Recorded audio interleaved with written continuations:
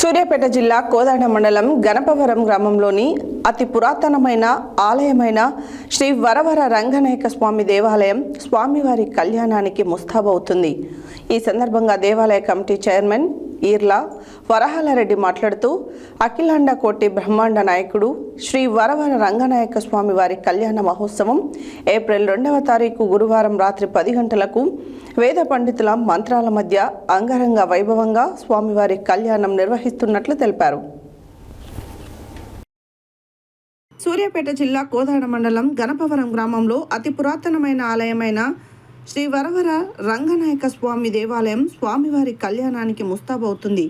ఈ సందర్భంగా దేవాలయ కమిటీ చైర్మన్ ఈర్ల వరహాలరెడ్డి మాట్లాడుతూ అఖిలాండ కోటి బ్రహ్మాండ నాయకుడు శ్రీ వరవర రంగనాయక స్వామి వారి కళ్యాణ మహోత్సవం ఏప్రిల్ 2వ తారీఖు గురువారం రాత్రి 10 గంటలకు వేద పండితుల మంత్రాల మధ్య అంగరంగ వైభవంగా స్వామివారి కళ్యాణం నిర్వహిస్తున్నట్లు తెలిపారు.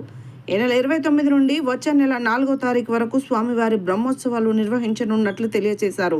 ప్రతిరోజు రాత్రి సాంస్కృతిక కార్యక్రమాలు నిర్వహించబడతాయని, కబడ్డీ, క్రికెట్, వాలీబాల్ పోటీలు నిర్వహిస్తున్నామని తెలియజేశారు.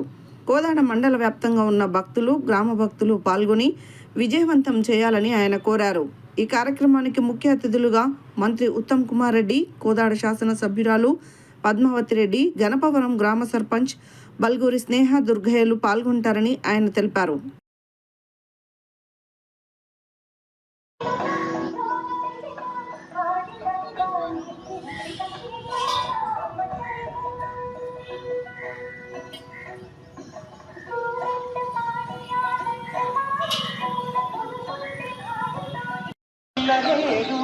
దశరథతనయుడు దానవదమనుడు జానకిరమణుడు అతడే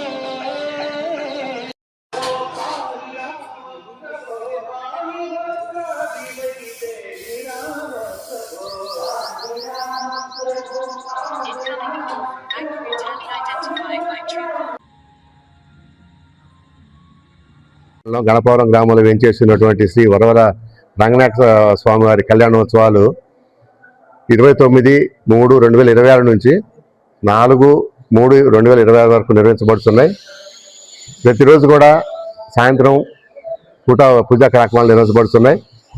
29వ తారీఖు ఒక ప్రోగ్రాం ఉంటుంది. 2వ తారీఖు రోజు నైట్ 10 గంటలకి స్వామివారి కళ్యాణోత్సవం జరుగుతుంది. ఈ మధ్యలో సాంస్కృతిక కార్యక్రమాలు నిర్వహించబడుతున్నాయి. కావున భక్త మహాశయులు, పెద్దలు, వివిధ ప్రాంతాల నుంచి వచ్చే భక్తులు కూడా అధిక సంఖ్యలో పాల్గొని విజయవంతం చేయవలసిందిగా కోరుతున్నాను. వచ్చే భక్తులకు ఎటువంటి ఇబ్బంది జరగకుండా, అసౌకర్యం జరగకుండా అన్ని ఏర్పాట్లు చేయడం జరుగుతుంది. తర్వాత వచ్చేసి 3వ తారీఖు నుంచి ఎద్దుల పందాలు నిర్వహించడం జరుగుతుంది. వాటితో పాటు కబడ్డీ పోటీలు, క్రికెట్ పోటీలు, వాలీబాల్ పోటీలు కూడా నిర్వహించడం జరుగుతుంది. కావున ప్రతి ఒక్కళ్ళు వచ్చి దీన్ని విజయవంతం చేయవలసిందిగా కోరుతున్నాం. గ్రామంలో వేంచేసినటువంటి శ్రీ వరవర రంగనాయక స్వామి వారి కళ్యాణ మహోత్సవ కార్యక్రమాలు